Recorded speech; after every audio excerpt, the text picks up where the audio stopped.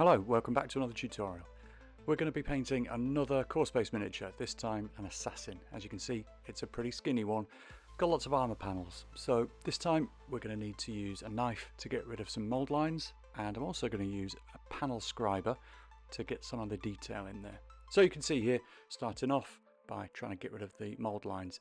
There are mould lines on all of the arms, and if you go in carefully you can scrape them off. So with the panel scriber, I use this for making lines on Gundam. You can get in and just pick out all of the detail in between armour panels. In this case, I'm going around just one of the lines on the wrist. It doesn't take long to go around. If you get a good sharp scriber, you can get in. You don't need to do it too deep.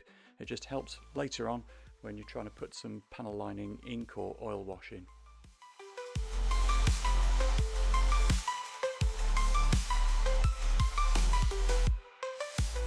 So here it is on my fancy spinny painting base, all scribed and mould lines cleaned, ready to go.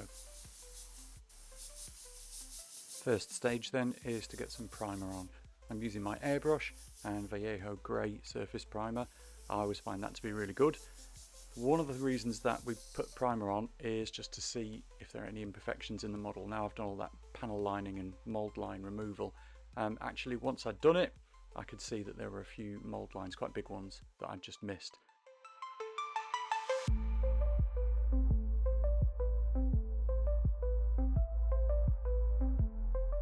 So a quick check, it's looking good, and we'll get it re-primed. So that's with that grey surface primer again. It's quite light, so it's a great base for that white colour.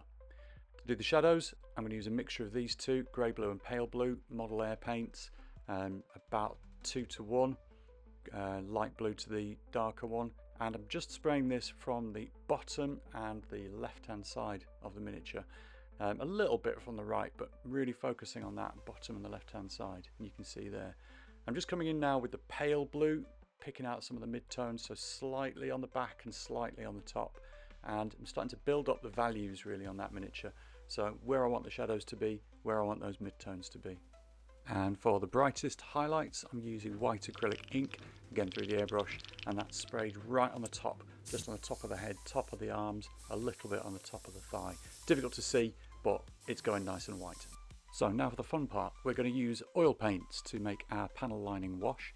I'm using phthalo blue, which is a beautiful rich dark blue, mixed in with black, and all thinned down just with Winsor and Newton low odour paint thinner. And you can see just touching it on, it runs straight into the cracks. I'm doing that right on top of the acrylic paint. I've not varnished it, not done anything special to it, just straight in there, and you can see every time you touch it just runs into the cracks like magic.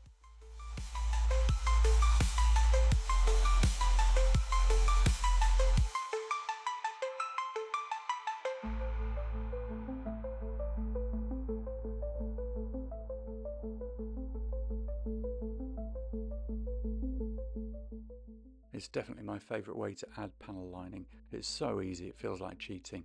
If you make a mistake, you can just go back in with a bit of thinner, with a clean brush. You can even do that once the oil paint's dry. It's so easy to use. It does take a long time to dry. It can take a long time to dry. It might take an hour or two. I left this one overnight, I think, just to make sure that it was really properly dry. You don't need to varnish over the top of it afterwards. You can just paint straight on top of it with acrylics. There's no problem with that.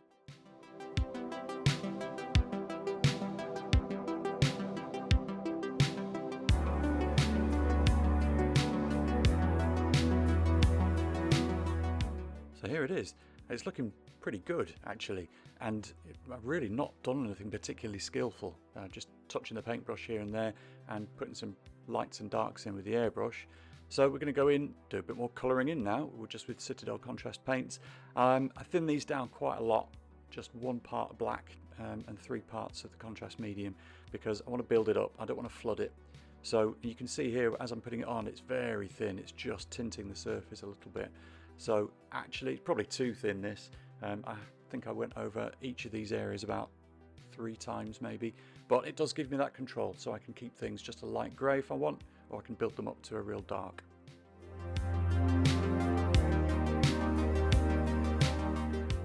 Now the assassin has got some very fine detail on the edges of the armour panels around the chest. I couldn't really scribe it in with the Gundam scriber, so I thought I'd just paint it. I'm using my gigantic fat brush here, but it's got a nice tip on it, and using that contrast mix as well, just to paint in those lines very, very, very carefully. To be honest, you could leave it there, but I'm going to push the highlights. So using some Vallejo game color white, very, very thin, I'm just touching this in on the very brightest points and pushing the paint, pushing the pigment right up towards those highest points, really glazing using very, very thin paint. You can see I've got a little bit on my thumbnail there. It's where I use that as a palette to pull some of that paint off before I get it on the model.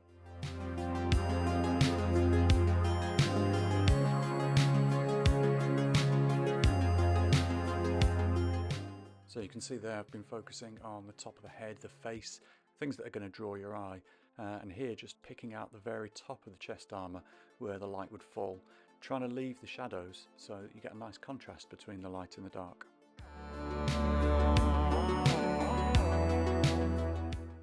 Again, you don't need to do this, but I like to do it. It really pushes the contrast, and using that thumb palette again to make sure I'm not putting too much paint on, and just pulling those thin layers down to where I want the brightest highlights to be.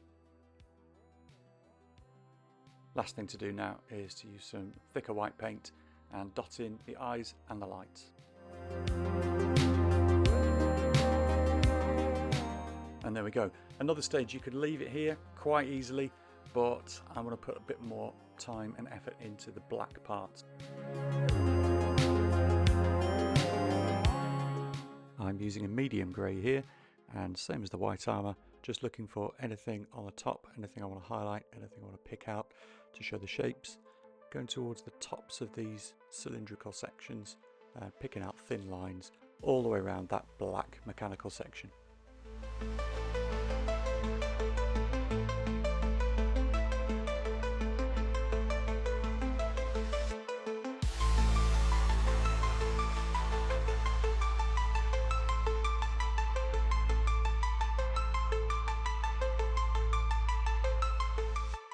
What you could also do here with some slightly thicker paint is that classic Games Workshop edge highlighting.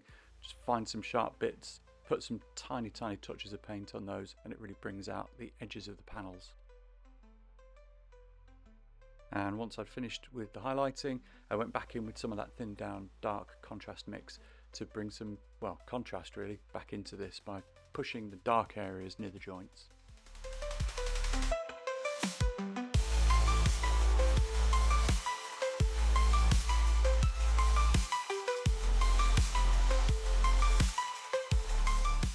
Okay, now that's done, it's time to grab some red paint, get a thin brush, hold your breath, and dot the eyes in.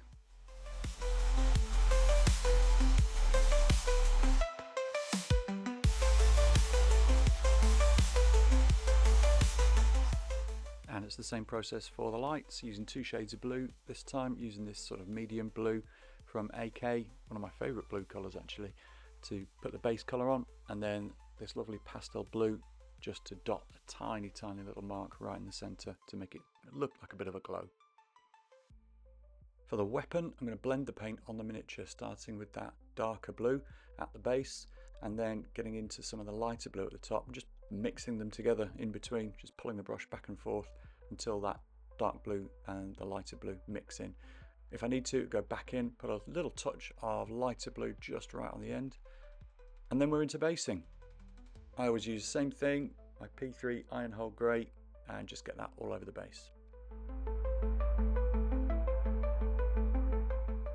Final stage for me is always AK Ultra Matte Varnish. Love this stuff, gets rid of all the shine, means that all the highlights and the shadows are exactly where I want them to be. There's nothing else coming through.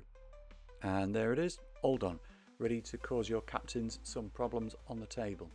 I'm going to show you one that I painted before. This is on the right, one that I painted when I first got my core space box, and you can tell it's very flat in colour. Actually on the table, still looks great. It's just white with grey panel lines, my made up homemade contrast, and the same technique for the weapon. You choose whichever you like. The one on the right was easier, faster to paint, and the other one, the one I've just done today, I'm a bit happier with, a bit more satisfied with, just because I like putting the shadows and the highlights in.